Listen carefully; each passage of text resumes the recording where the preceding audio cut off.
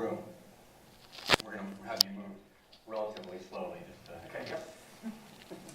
Okay, so why don't you look all the way to the left first. So this is, that's kind of a representation of the old way that physicians used to learn anatomy and physiology. So that's actually, those are images from Gray's Anatomy, the book, not the TV show. So for those of you that are under, say, 20, there's actually a book. Gray's Anatomy was like one of the first anatomical texts. It's a classic. So those are some of the texts of the cardiac anatomy. And if you look all the way over to the right, you also see, many of you have seen those kind of plastic heart models that you can look at and open up doors and things, but they don't really move and they're kind of stiff. And so that's just kind of a representation of the way that things were. And probably the most exciting things that we built are, let's start with that. This is a ventricular septal defect. So we'll kind of teach you in the audience about one of the most common congenital heart defects called a ventricular septal defect, which basically means that there's a hole in the ventricular septum, which is the wall between the two pumping chambers of the heart. And so you can see David can interact with the heart, he can point to it and identify different structures and learn what the different parts are. And if you look right there, he's pointing kind of to that hole that's right there and right there.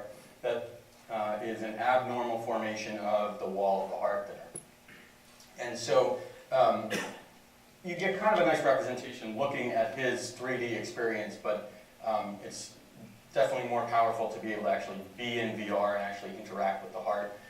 One of the things that we teach people a lot, if you collapse the heart together there, is we teach a lot of our trainees about what's called relational anatomy, which is that you have to learn, because the abnormal heart formation can be, countless variations. One thing you have to learn is where one structure is in relation to the other. And so you can really, turn the heart around, look at the back of the heart, look at the great vessels coming off the heart, and see how they're related, for example, in these really complicated arrangements of anatomy. You can also do a little bit more than that, which is that you can point to, say, the right ventricle, and then you can go inside that and make that right ventricle kind of the room that you're standing in. And so now you can look around at different parts of the heart. You can look way up to the right and look at the pulmonary valve where the blood's going out to the lungs. And as you look down, you can see the hole in the heart right there with the representation of the physiology, which is that you can see the blood cells that are coming from the other side of that wall are red because they already have oxygen, and they're actually going through the hole and then back out to the lungs. And so the problem here essentially is that that's redundant. It's not helpful to have blood then go back to the lungs, and the heart has to work harder than it would otherwise.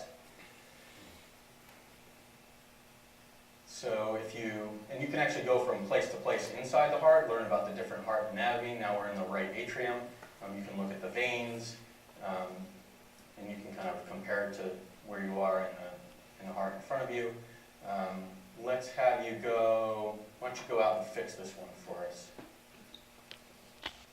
So we can also teach people that are either taking care of patients that have this surgery or patients that are having this surgery what the surgery will be if they need to have a correction of their congenital heart defect. And so by doing that, David's going to grab this patch right there, and he's going to carefully put that on the hole, look up a little bit, and then you can see it gets sewed in.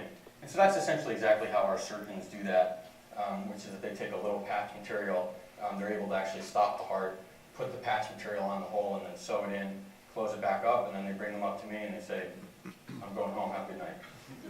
It takes a little longer when they do it than what I It just takes a fair bit longer.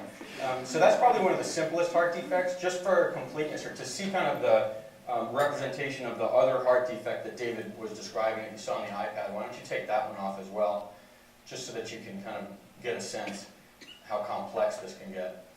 We won't go through the whole kind of 5-stage surgery here, but why don't you just jump inside the right ventricle there so that you can see a different type of hole inside the heart.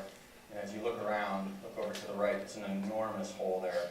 You look way up, and you can see that there's really no pulmonary valve at all. Really one of the most complicated heart defects that's known to man. That really, in the time of my time as a physician, in the last 20 years, has been able to be addressed surgically, which is really a testament to the surgical group at Stanford.